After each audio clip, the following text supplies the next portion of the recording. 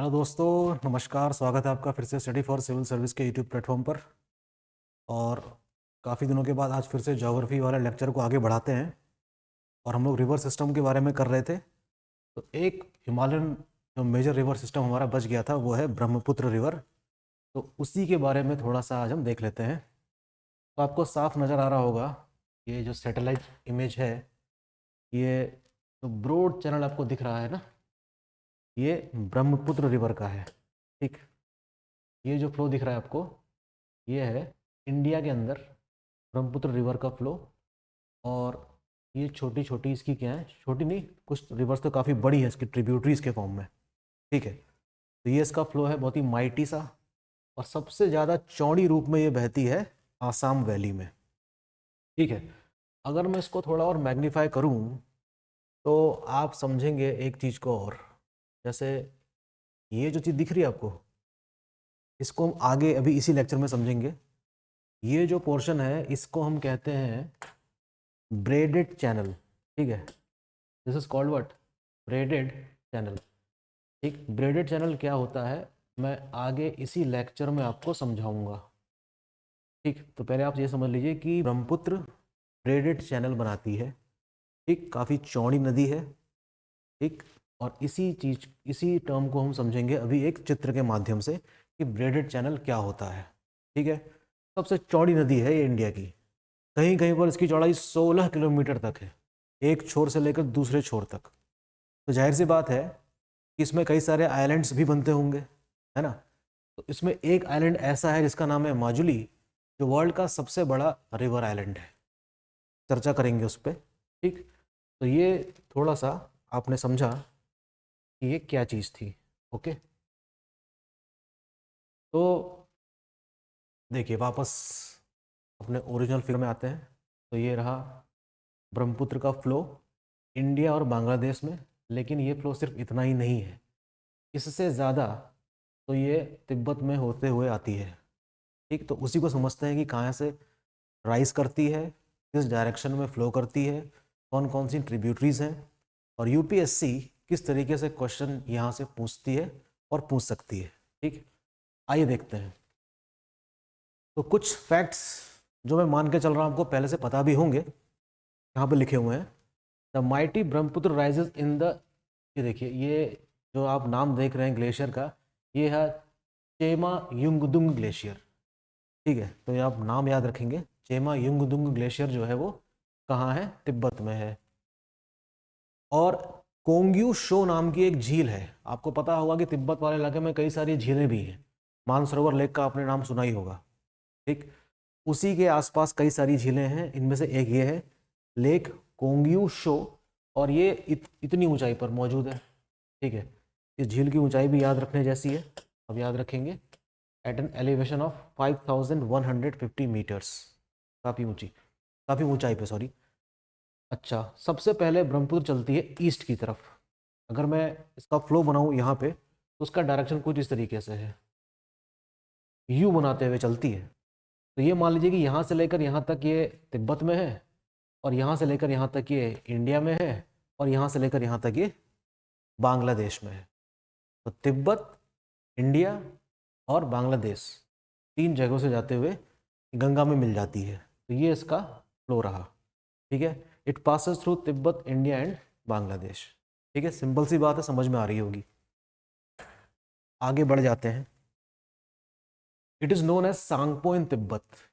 सांगपो का मतलब होता है प्यूरिफायर। क्या मतलब होता है सांगपो का? इसका मीनिंग है प्यूरिफायर, शुद्ध कर देने वाला।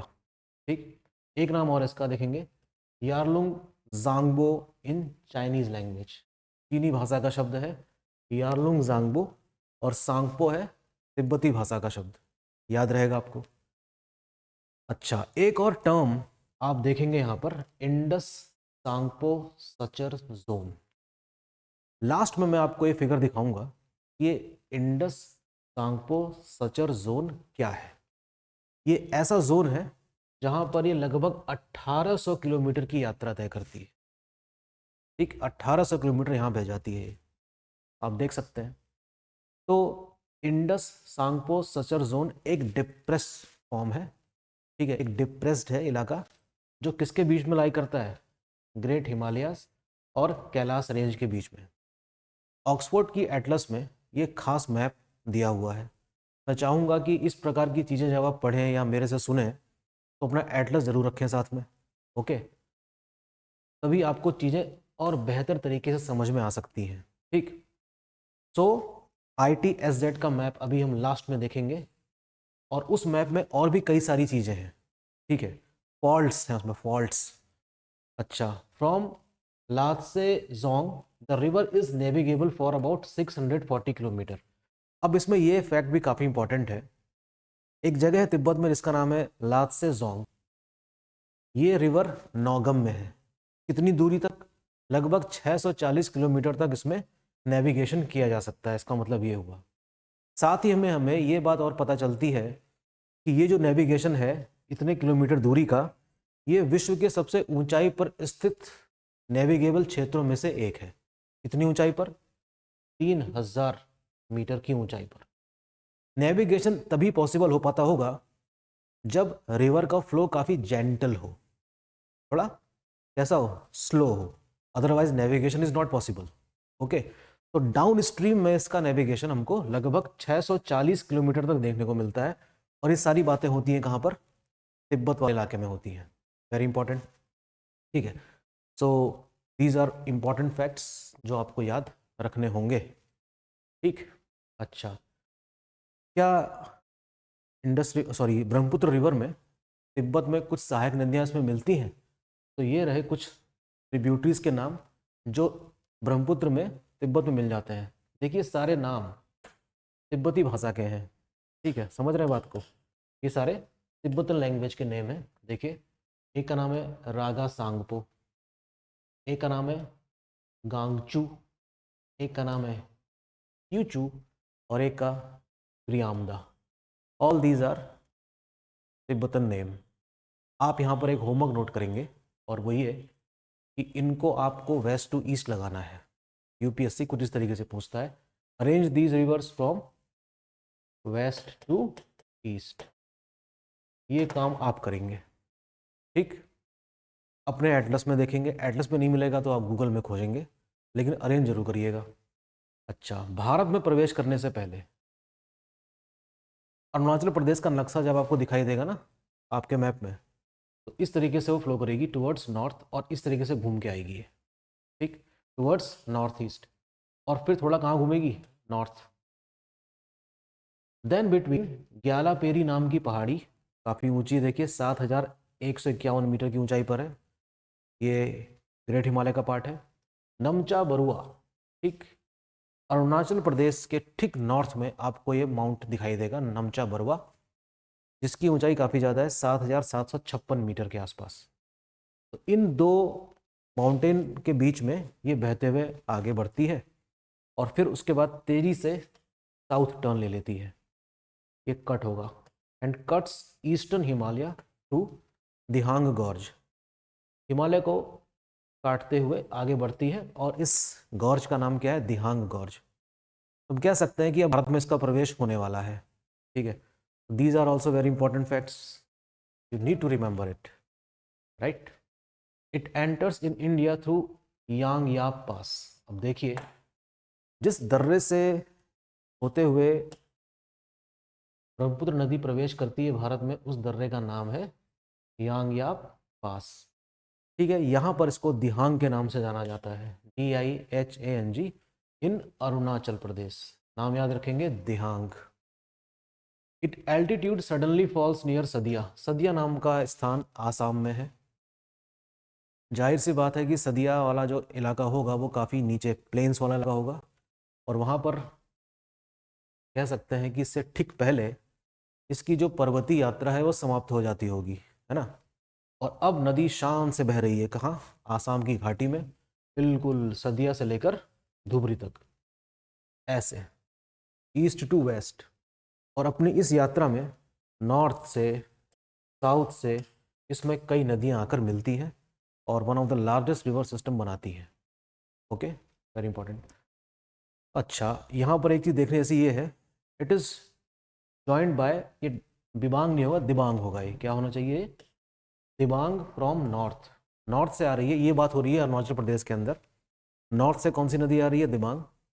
लोहित आ रही है साउथ से, ठीक है, लोहित कहाँ से आ रही है, साउथ से।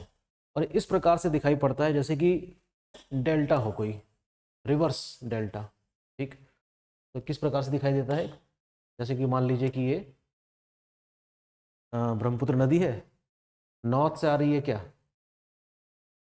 कौन सी, दिहांग, और साउथ से कौन सी आ रही है, Lohit. It appears like what, reverse delta.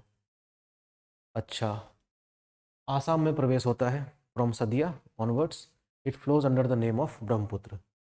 Assam में ये नदी काफ़ी चौड़ी दिखाई देगी आपको आपके मैप में ही, और वहाँ पर इसको कहा जाता है क्या, ब्रह्मपुत्र नदी, ठीक। तो सदिया से लेकर धुबरी तक जो ये 720 किलोमीटर का जो स्ट्रेच है, इसे नाम दिया गया है NW2। ये इंडिया का दूसरा सबसे लंबा इनलैंड वाटरवे है, यानी कि आंतरिक जलमार्ग, अंतर्देशीय जलमार्ग कहते हैं। स्थापना इस संस्था की हुई थी 1986 में, हेडक्वार्टर है इसका नोएडा में, और NW1 है गंगा में, कहाँ से कहाँ तक, इलाहाबाद से लेकर हल्दिया तक, तो लगभग 1620 किलोमीटर लंबा है। तो ये है आपका NW2, ये भी इंपॉर्टेंट इन्फॉर्मेशन है।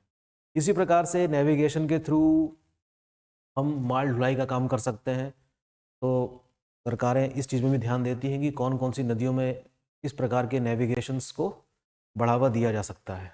तो ये भी एक इम्पॉर्टेंट टॉपिक होगा हमारे लेक्चर्स में, कि कौन कौन से क्षेत्र हैं जहाँ पर नेविगेशन होता है, NW3 NW4 कहाँ पर है, ठीक है, काफ़ी इम्पॉर्टेंट होगा। आगे बढ़ते हैं। In Assam it is joined by various tributaries from both the direction, from north and from south. यहाँ से यूपीएससी ने एक क्वेश्चन पूछा था बहुत पहले इन्हीं नदियों का नाम लेते हुए, कि इन नदियों को जरा ईस्ट टू वेस्ट या वेस्ट टू ईस्ट लगाइए। ये रही नदियों के नाम। ये फिर से आपका काम है कि आसाम में ये जो नदियाँ मिल रही हैं, इनको पश्चिम से पूरब या पूरब से पश्चिम आपको लगाना होगा। नाम सुन लेंगे, नॉर्थ से सुबनसिरी, कामेंग, बेलसिरी, धनसिरी, मानस, इसको धनसिरी नॉर्थ कहते हैं क्योंकि धनसिरी नाम की दो नदियाँ हैं, नॉर्थ से भी आती है, साउथ से भी आती है। एक का नाम है चंपामन और एक है गंगाधर, एक है तिस्ता।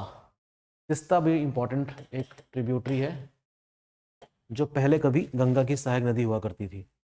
साउथ से आती है डिब्रू, बूढ़ी दिहिंग, नोवा दिहिंग, दिखू और धनसिरी। इसको हम क्या कहेंगे, धनसिरी साउथ कहेंगे। तिस्ता के संबंध में एक जानकारी यह है, Teesta once being the tributary of Ganga shifted its course and joined Brahmaputra. बताया जाता है कि 1787 में एक भीषण बाढ़ आई थी। उस बाढ़ के फलस्वरूप तिस्ता नदी ने अपना मार्ग बदल लिया और ब्रह्मपुत्र से जाके मिल गई, और इस प्रकार तिस्ता अब ब्रह्मपुत्र नदी की क्या है, सहायक नदी है, बड़ी नदी है, ठीक। तो ये कुछ इसकी सहायक नदी के नाम हो गए फ्रॉम बोथ द डायरेक्शन, और तिस्ता के संबंध में ये जानकारी है, ठीक है। अब देखिए ये जो मैं फिगर दिखाना चाहता था आपको वो ये है, और what is braided channel. Brahmaputra makes braided channel. Brahmaputra क्या बनाता है, ब्रेडेड चैनल बनाता है। देख लीजिए ये ब्रेडेड चैनल, यानी कि ये एक ऐसा चैनल है, हम मान सकते हैं कि एक पॉइंट से लेकर यहाँ तक ये पूरा इलाका किसका है, ब्रह्मपुत्र का है, लेकिन इस पूरे इलाके में पानी नहीं भरा हुआ है।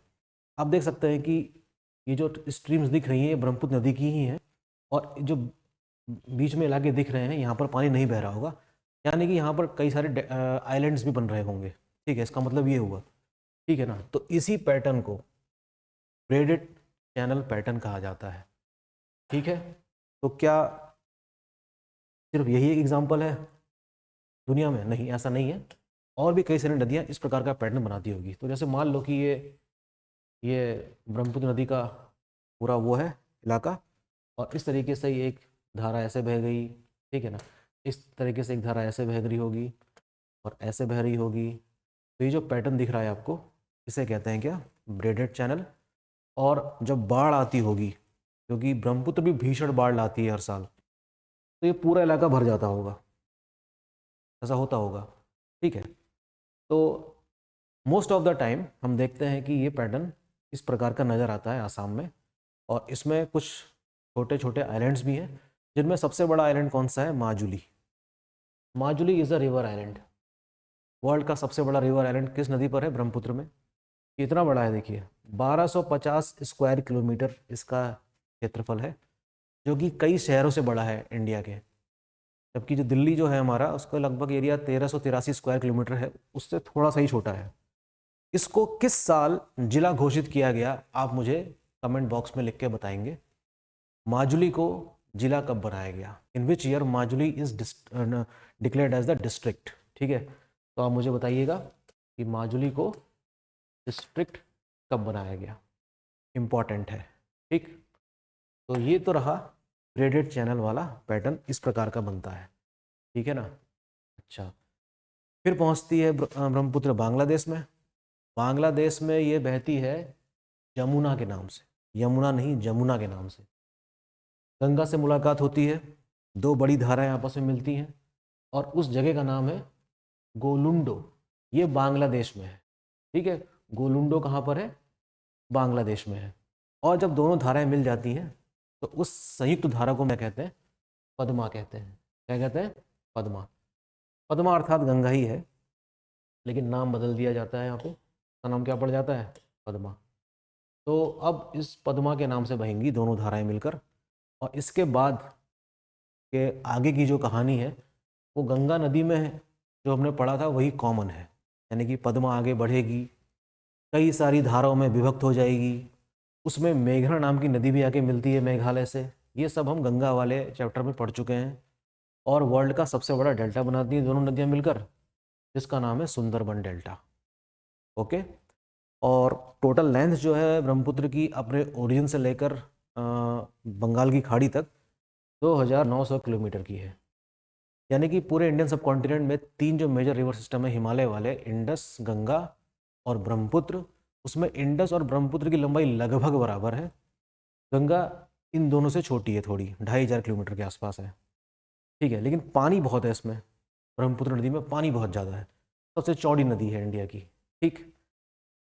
तो ये तो इन्फॉर्मेशन थी ब्रह्मपुत्र के बारे में। अब मैं आपको वो वाला मैप दिखाऊंगा जिसको हम कहते हैं इंडस सांगपो सचर जोन, जिसको मैं थोड़ा सा मैग्नीफाई करता हूँ। ये देखिए, ये है इंडस सांगपो सचर जोन। तो ये जो रेड लाइन आपको दिख रही है ना, ये एक खास किस्म का डिप्रेशन है, यानी कि एक धंसा हुआ क्षेत्र होगा, जिसके साउथ में तो क्या है, ग्रेट हिमालयस है, और नॉर्थ में क्या होंगे, कैलाश रेंज है। तो इस डिप्रेशन में आगे बढ़ती है ब्रह्मपुत्र नदी और इस तरीके से मुड़ जाती है, जो कि अभी हमने पढ़ा। ये नक्शा वैसे भी काफ़ी इंपॉर्टेंट है। ये जो आप कोड्स देख रहे हैं ना, MBT, main boundary thrust, main central thrust, किस किस को सेपरेट करता है, ये सारी बातें इसमें लिखी हुई हैं। और इसका संबंध इंडियन ज्योग्राफी से है, और जियोलॉजी वाले पार्ट का काफ़ी इंपॉर्टेंट टॉपिक है ये। देखिए जो MF दिख रहा है ना आपको, इसको कहते हैं मुरादाबाद फॉल्ट कहते हैं। नर्मदा फॉल्ट भी है, ठीक है। ये कहीं ना कहीं से किसी न किसी प्रकार से कनेक्टेड है। सेस्मिक जोन वाला इलाका जो बनता है वो, और जो भूकंप आते हैं वो इन्हीं फॉल्ट लाइन के डिस्टर्ब होने की वजह से ही आते होंगे। ओके। तो ये मैप जो है ये मैंने उठाया था ऑक्सफोर्ड की एटलस से ही, जो आपके पास मौजूद है। ज़रा देखिएगा उसको गौर से और समझने की कोशिश कीजिएगा कि इन सारे कोड्स का मतलब क्या है। ये देखिए, ITCZ का मतलब हो गया Indus Tsangpo suture zone, MCT हो गया मेन सेंट्रल थ्रस्ट, आपको पता होगा ये। MBT हो गया मेन बाउंड्री थ्रस्ट, HFF हो गया हिमालय फ्रंट फॉल्ट, और GBF हो गया आपका ग्रेट बाउंड्री फॉल्ट। ये भी काफ़ी इंपॉर्टेंट टॉपिक है, यहाँ से भी क्वेश्चन आते हैं कि ये जो फॉल्ट लाइन्स हैं, जो थ्रस्ट लाइन है, किस किस को सेपरेट करती है। ओके, तो दिस इज़ वेरी इंपॉर्टेंट।